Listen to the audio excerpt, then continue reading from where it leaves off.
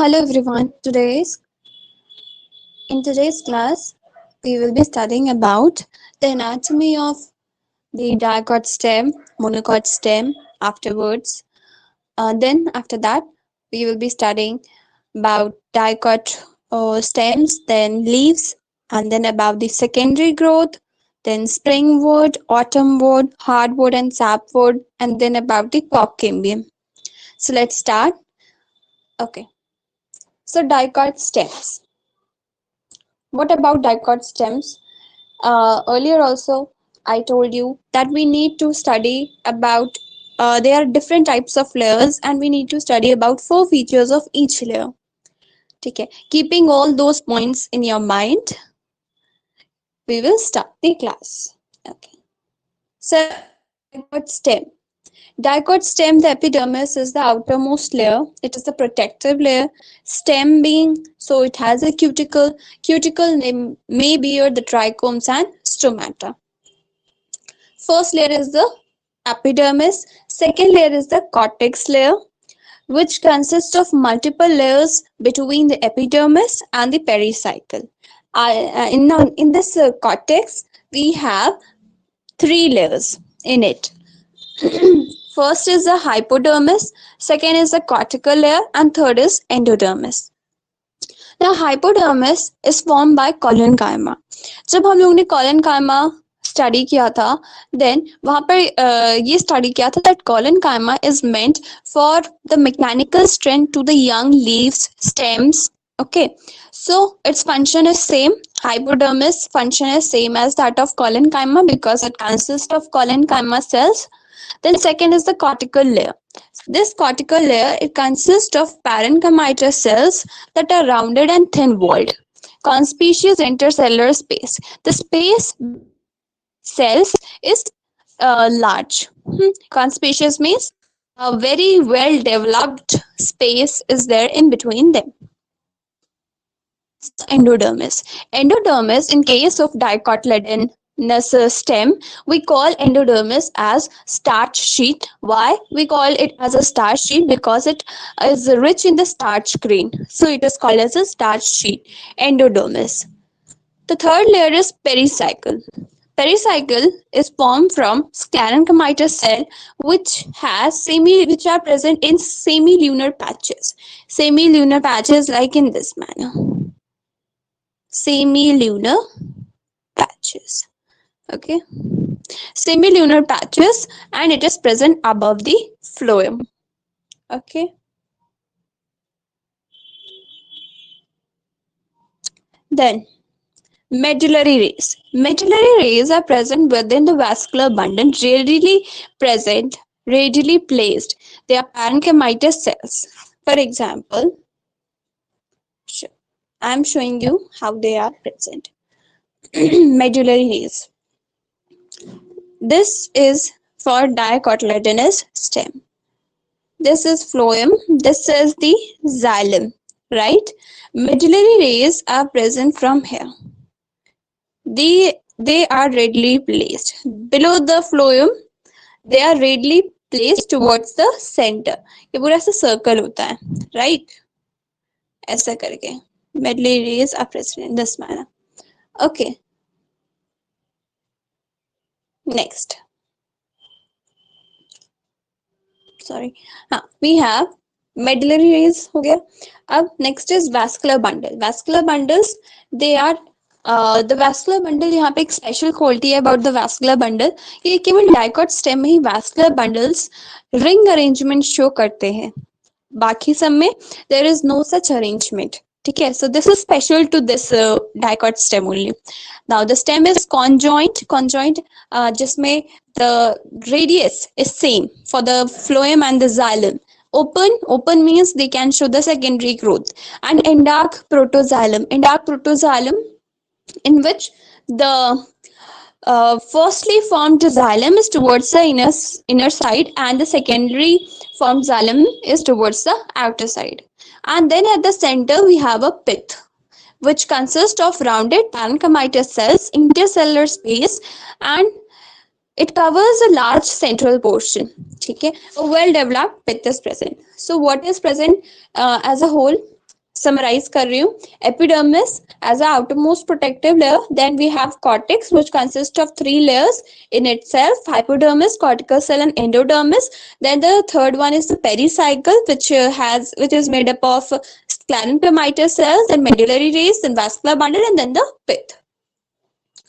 Now in monocotyledonous uh, stem, the special feature is that they contain a water containing cavity within the vascular bundle, and here the phloem parenchyma is absent. When we were studying about the phloem parenchyma, when we were studying about the phloem, then we read there that in monocots, usually it was written, usually in monocots that phloem parenchyma is absent. So it is absent. Okay. Now the differences what we have between them.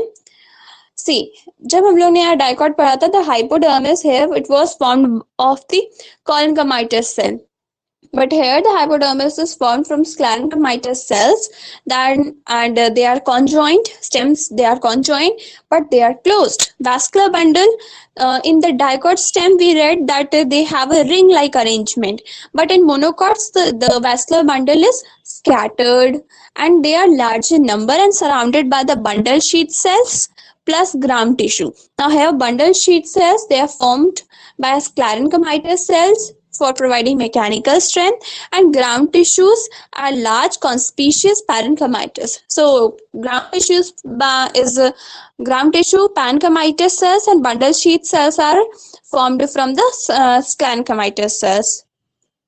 Okay. Now and one more thing, that in monocot stems the peripheral vascular bundle, they are smaller in size in comparison to the vascular bundle which is there at the center. Okay. Next is the dorsoventral leaf. So dorsoventral leaf, it has epidermis, mesophyll cells. Mesophyll cells further consist of two types of cells: palisade parenchyma and spongy parenchyma, and then vascular system. Okay, now epidermis, here talking about epidermis. Epidermis means the upper surface and the lower surface. Along with that, it consists of a conspicuous cuticle.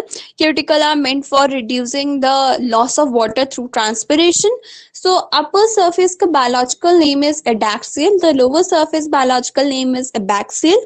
Along with that, conspicuous cuticle is present. Talking about the number of the stomata, the number of the stomata on the lower side is more in comparison to the upper side. Okay, means in the abaxial side it consists of more stomata in comparison to adaxial side.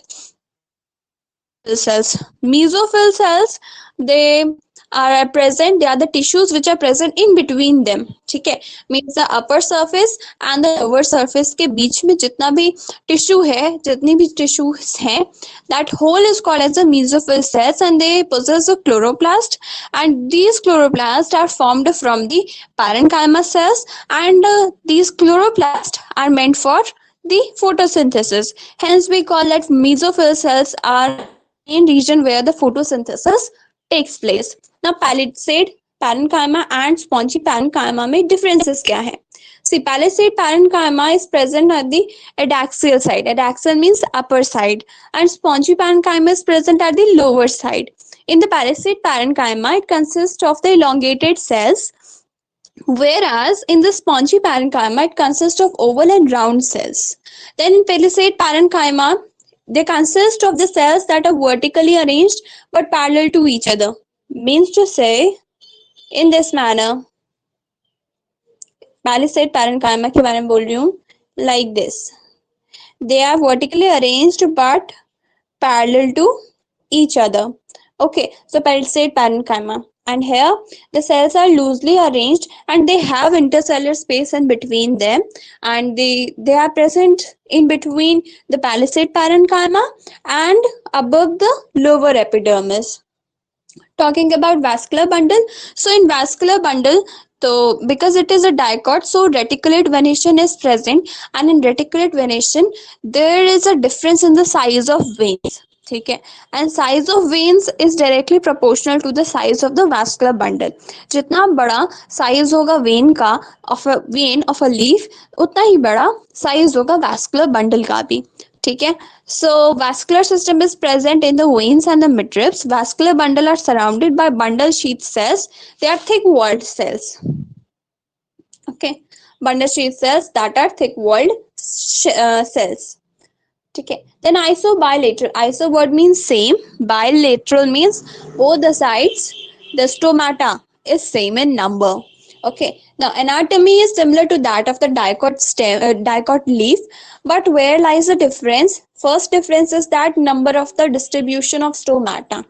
ठीक है, both upper and the lower surface, so they have a equally distributed stomata. Second difference is that the mesophyll cells, they are not differentiated into the palisade or the spongy parenchyma as we have seen in that of the dicot one. Then in grasses, they have some special feature that certain adaxial epidermis, they modify themselves. Okay, they modify themselves means adaxial means the upper portion of the leaf. The cells, they modify themselves and they form bulliform cells. Bulliform cells are actually large, empty, colorless cells. What they do is whenever the leaf absorbs the water and becomes turgid, these bulliform cells, they expose the leaf to the sunlight so that the transpiration can take place. There is a lack of water in the leaf, then these bulliform cells will make the leaf curl leaf so that there is no loss of water due to the transpiration. Then here we have parallel venations, means um, the veins are of a similar size. Parallel venation I want to show, and reticulate venation कैसे दिखते हैं मैं दिखा रही हूँ. Suppose this is a leaf, then parallel venation, you have seen the banana leaf, they have the parallel venation, and reticulate venation will be having network form. Like this network form will be there. Okay,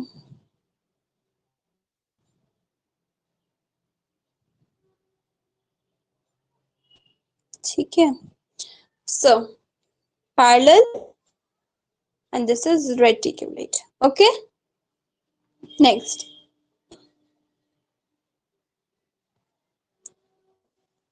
Now secondary growth. What is secondary growth? Secondary growth means increase in the girth. Mainly there are three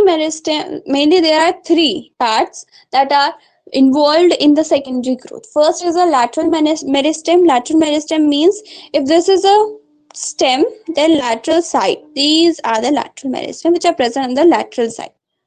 Okay. Vascular cambium. Vascular cambium, where it is present, vascular cambium, yeah, showing you. See if this is phloem, this is xylem. The tissue between the phloem and the xylem is called as the vascular cambium. Cork cambium, see cork cambium is formed, यहाँ पर आपका cortex region present होता है phloem के ऊपर cortex region. Cortex region is broken off because of the formation of the secondary phloem. तो यहाँ पर एक new layer form होती है which is called as the cork cambium, जिसका दूसरा नाम होता है phellogen. Okay,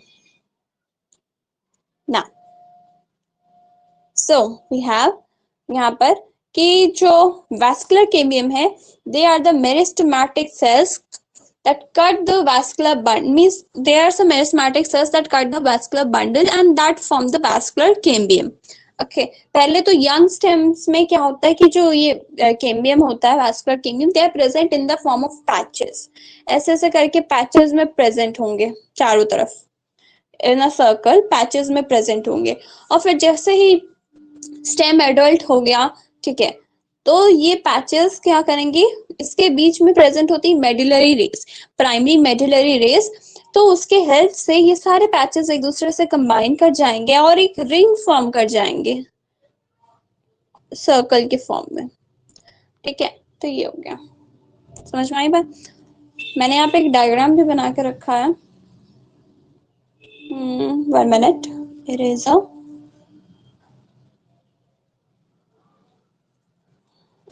ठीक है, ओके.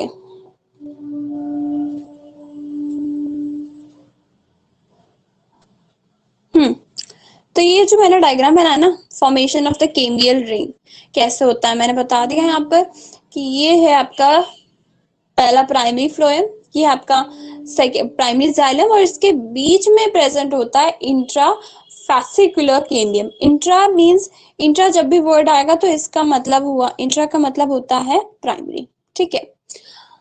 एंड इंटर का इस अगर होगा तो इंटर वर्ड मींस सेकेंडरी। और ये एक और डायग्राम है इसका, यहाँ पर ये फ्लोएम इंट्राफैसिकुलर कैम्बियम एंड कॉक कैम्बियम के पूरे स्ट्रक्चर में कैसा दिखता है, ये मैंने यहाँ पे शेयर किया था, ठीक है। Okay,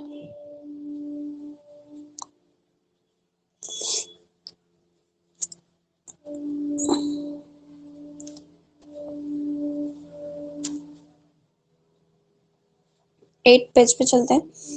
hardwood and sapwood. Okay, hardwood and sapwood का डिफरेंस तो ठीक है, इनसे पहले कुछ छूट रहा है। Springwood, cambial ring. ओके, हाँ मैंने जैसे कि बताया था कि कैम्बियल रिंग फॉर्म कर जाता है, कैसे फॉर्म कर जाता है, मैं इससे पहले एक व्हाइट पेज में बना के दिखाती हूँ ना, समझ भी आएगा। व्हाइट पेज,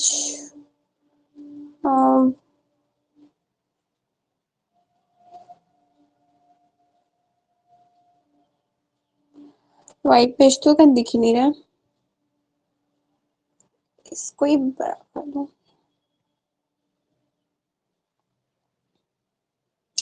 चलो यहाँ पे बनाती हूँ। See, suppose I am making, different colour से बना रही हूँ सो दैट क्लियर हो जाए, ठीक है। ये मैं कैम्बियम बना रही हूँ,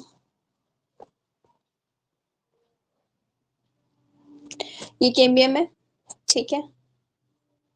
ओके, देन अब कैम्बियम के बाहर और अंदर सेकेंडरी फ्लोएम एंड जाइलम होंगे, उसको मैं ग्रीन से कर रही हूँ।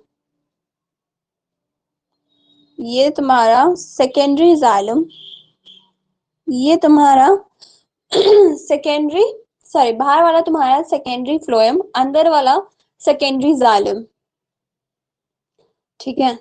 अब जो पर्पल से बना रही हूँ that is the primary one, this is the primary xylem and this is your primary phloem, ठीक है। अब ये तो अब इसके बाद क्या होगा, मेडिलरी रेज इसमें होती हैं। Medullary rays are from the below phloem, ठीक है। तो ये तब यहां से मेडिलरी रेज फॉर्म होती है,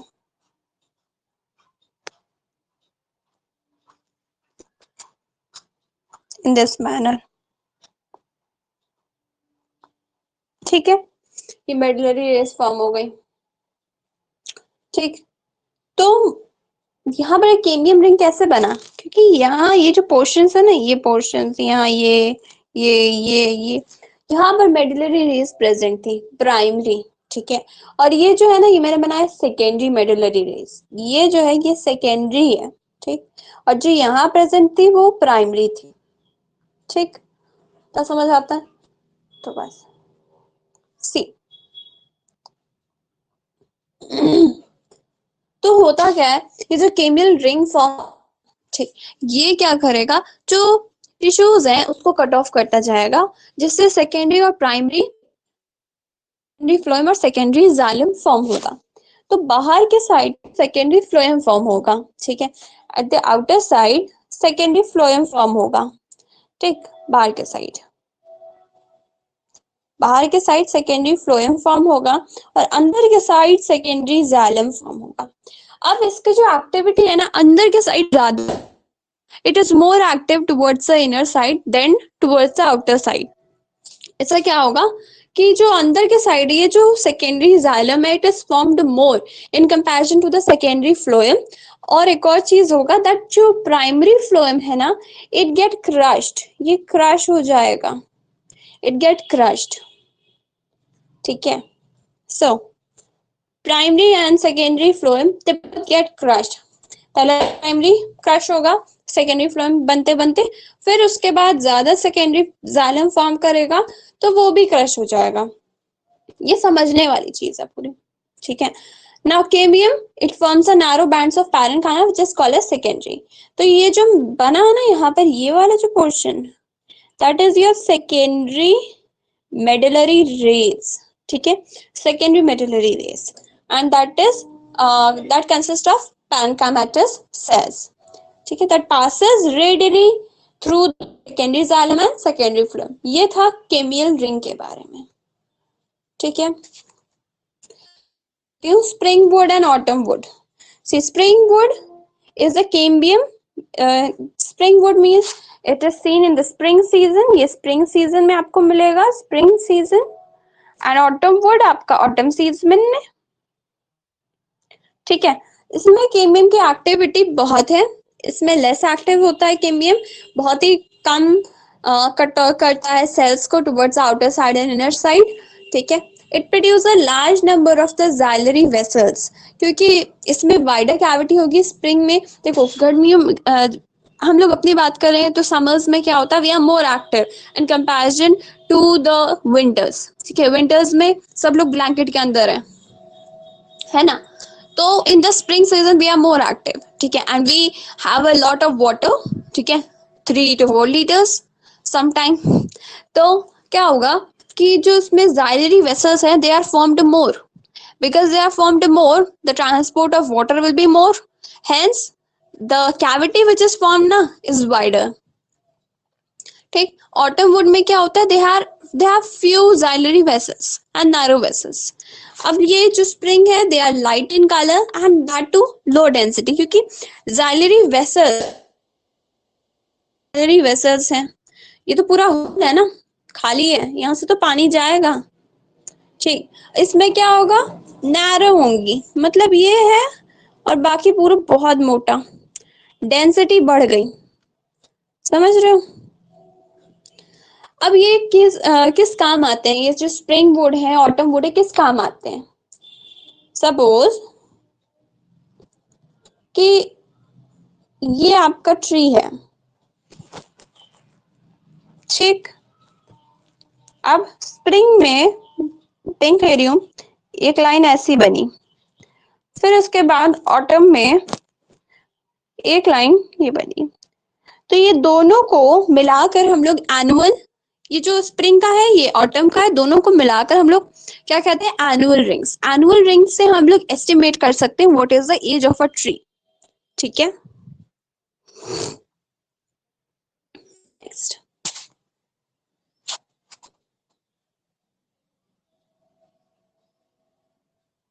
is the hardwood and the sapwood. में क्या होता है, hardwood is actually the interior portion, ठीक है। In the old trees we have again 2 divisions, the hardwood and the sapwood. अंदर का जो वही पूरा है, that is formed from the hardwood. Hardwood में होता क्या है, there is the deposition of the organic compounds like tannins, resins, oils, gums, aromatic substances, essential oils towards the centre. इनका काम है कि जो भी माइक्रो ऑर्गेनिजम्स या इंसेक्ट्स हैं, उससे ट्री को प्रोटेक्ट करना, मैकेनिकल स्ट्रेंथ प्रोवाइड करना, ये वाटर को कंडक्ट नहीं करते हैं, they do not conduct the water, ये सारे इसके काम है। सैपवुड क्या है, ये प्रेजेंट होगा in the peripheral region of the secondary xylem, मतलब कि ये होता है आपका इधर फ्लोएम ऊपर की साइड जो क्रश हो चुका है, इधर secondary xylem, secondary phloem. Peripheral मतलब इसके आउटर साइड में, यहाँ पर आपका सैपवुड होगा, ऐसा करके सैपवुड पूरा रहेगा। सैपवुड हेल्प करता है क्योंकि यहाँ पर तो केवल जाइलम ही बचा, हेल्प करेगा in conduction of the water from the roots to the old plants, ठीक है। अब कॉकेमियम के बारे में जानते हैं। कॉकेमियम का क्या है, दैट ये है, कॉकेमियम बता चुकी हूं मैं कि ये कहाँ प्रेजेंट होता है, सेकेंडरी फ्लोएम और सेकेंडरी जाइलम के बीच में प्रेजेंट होता है, ठीक है। अब क्वाकेमियम जब बहुत ज्यादा डिवीजन करता है, ठीक है, सेल्स का डिवीजन कर रहा है, ये जो बाहर कॉर्टिकल सेल्स और एपिडर्मिस, आपको याद होगा, जो cortex region and epidermis region इसके ऊपर प्रेजेंट होता है, वो क्रैक हो जाते हैं, ब्रेक ऑफ कर जाते हैं, और उसकी जगह एक न्यू लेयर प्रेजेंट होगी, न्यू लेयर फॉर्म होगी और रिप्लेस्ड होगी, मतलब मींस ये जो दोनों लेयर्स हैं epidermis and cortical cells, they will be replace protective layer जिसका नाम है कॉकेमियम और द फेलोजेन। मतलब ये जो आपका इंटरफैसिकुलर केमियम है, हाँ, इंटरफैसिकुलर केमियम,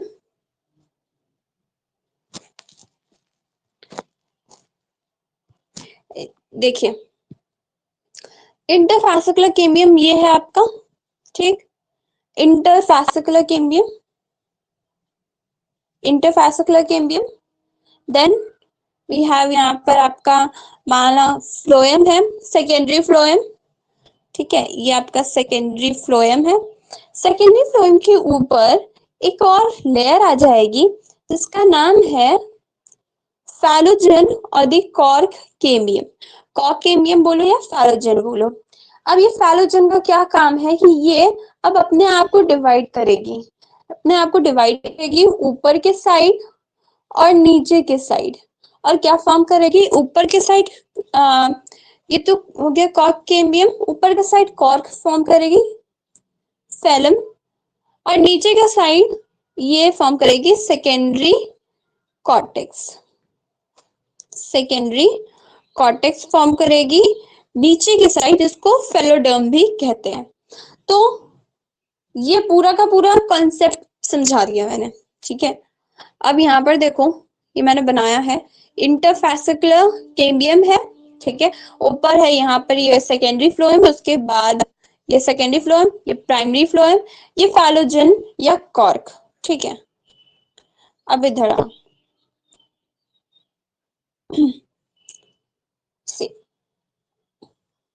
ये है डिवीजन, मैंने समझाया भी कि ऊपर के साइड फॉर्म करेगी, नीचे का साइड सेकेंडरी कॉर्टेक्स या फेलोडर्म फॉर्म करेगी। ये जो फेलोडर्म है ये पैरेन्काइमा सेल से फॉर्म होता है, ठीक है, और जो ऊपर वाला है यहाँ पर डिपोजिशन होगा स्यूबरिन का, so that it is impervious to water. And ये जो कॉर्क या फेलम है ना, कॉर्क केम्बियम या फेलम है, it is a few layers thick and consists of narrow thin walled rectangular cells, ठीक है।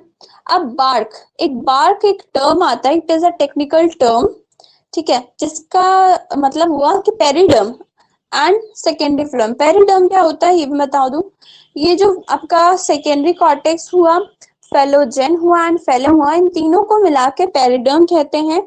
और पेरिडर्म में अगर आप सेकेंडरी फ्लोएम को भी ऐड कर दो तो फिर ये तीनों, मतलब ये सब मिलाकर बार कहलाते हैं। मतलब cork, phellogen, phelloderm plus secondary phloem, they all together is called as the bark. Bark भी टू टाइप्स के होते हैं, one is the early or the soft bark, second is the late or the hard bark. जो early वाले होते हैं means they are formed early in the early season में form हुए हैं तो early bark, end of the season में form हुए इन द विंटर सीजन तो आपका वो हो गया आप लेट बार या हार्ड बार, ठीक है। फेलोजेन, हाँ, अब कुछ बार क्या होता है, कुछ समय ये कभी कभी ऐसा होता है कि जो आपका ये आपका जो फेलोजेन है ना, ये ऊपर के साइड कॉर्क ना फॉर्म करके कुछ सेल्स ऐसे करके सेल्स फॉर्म करते हैं जिसके बीच का सेल्स फॉर्म होते हैं, जिनके बीच में स्पेस होता है, ठीक है, तो उनके बीच में स्पेस प्रेजेंट होता है, दे आर लूजली अरेंज्ड, तो वो रप्चर है यहाँ से, और एक लेंस शेप के ऐसे ऐसे सेल्स होते हैं, they are meant for the exchange of gases and they are only present in the woody trees, जिनका नाम होता है लेंटिकल्स, ठीक है, उन्हें लेंटिकल्स कहते हैं। ये था। नेक्स्ट इज एक और five, okay, now we have secondary growth in the roots. Secondary growth in the roots में we have to see कि हम लोग ने पढ़ा था कि जो stems होते हैं ना, for the stems उसमें vascular cambium पहले तो प्राइमरी होता है, उसके बाद सेकेंडरी फॉर्म करता है. इसमें क्या होता है, इसमें ऐसा नहीं होता है, ओरिजिन से ही वैस्कुलर कैम्बियम इसमें सेकेंडरी होता है. बट फर्क ये होता है कि पहले वो ऐसे ऐसे वेवी होगा, फिर उसके बाद एक सर्कल फॉर्म करेगा. ठीक है, बस एक यही डिफरेंस होता है दोनों में. ठीक है, तो उसमें वैस्कुलर कैम्बियम पहले से ही ओरिजिन ही उसका सेकेंडरी है. ठीक है, it is a portion of pericycle tissue which firstly it is present in a form of a wavy form and then it forms a complete and a continuous ring. ठीक है, and ये जो सारे के सारी सेकेंडरी ग्रोथ है ना, ये सारे के सारे जिम्नोस्पर्म में. सो ये जो पूरे नोट्स है ना, इट इज कम्प्लीटली रिलायबल, आप ट्रस्ट कर सकते हो, and completely it is from the NCERT. So it is very helpful for 11th 12th और नीट एस्पायरिंग स्टूडेंट. ठीक है, so I hope so today's class जो भी मैंने पढ़ाया, जो कंसेप्ट्स थे वो क्लियर हो गए होंगे. And thank you for attending my class. Okay, thank you.